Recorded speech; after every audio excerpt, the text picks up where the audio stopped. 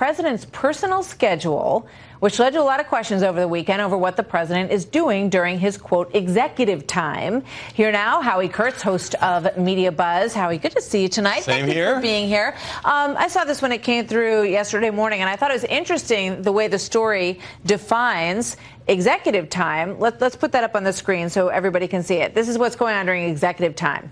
Instead, he spends his mornings in the residence, watching TV, reading the papers, responding to what he sees and reads by phoning aides, members of Congress, friends, administration officials, and informal advisors.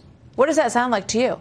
Well, first of all, it sounds like a heat-seeking missile of a leak by somebody on the White House payroll who clearly doesn't like the boss, because this is solely designed to embarrass Donald Trump, to play into the narrative of his detractors that he's lazy, that he doesn't like briefings, that he watches too much TV, that he plays golf, and all of that.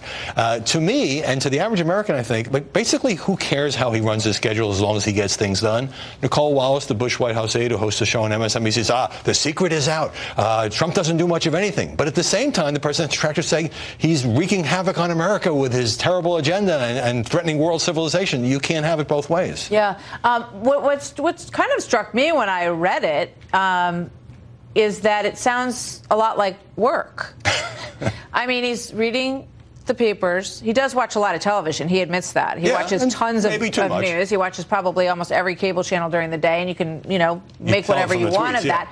But speaking to members of Congress, reacting to policy, calling people, to me, it sounds like he's sitting in the residence doing similar work that he might be doing in the Oval Office. I think a lot of Americans sort of understand that the lifestyle has kind of changed in the world in terms of where people do their work. Yeah, well, even if he just needs time to think, I mean, a president doesn't have to be boxed in from early morning to early night with back-to-back-to-back briefings, and that's not Trump's style anyway. But, this isn't a policy leak where somebody's trying to get him to move a little bit on Syria or Afghanistan or border security. It's totally personal. And, of course, the president increasingly thinks that he can't trust the people around him, because no matter how many leakers he gets rid of, these things still, I mean, as a reporter, I love leaks. But this is so personal that it really does raise questions about who the president can trust on his own staff. Yeah, it really does.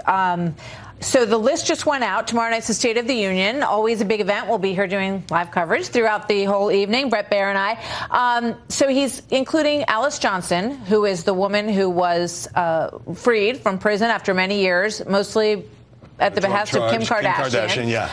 Also a number of families who've been impacted by illegal immigrant crime. How important are these choices? There's a reason that every president since Ronald Reagan, who pioneered the technique, has these guests to illustrate issues important to them. And that is, it works. It humanizes the policy. It gives people a chance to see actual human beings. Democrats will bring in their own guests to score their political points. And I understand there's a young kid whose last name was Trump who was bullied in school. Now, that is a nice touch. Joshua Trump, sixth grader, bullied for his name. So that'll provide a moment, right?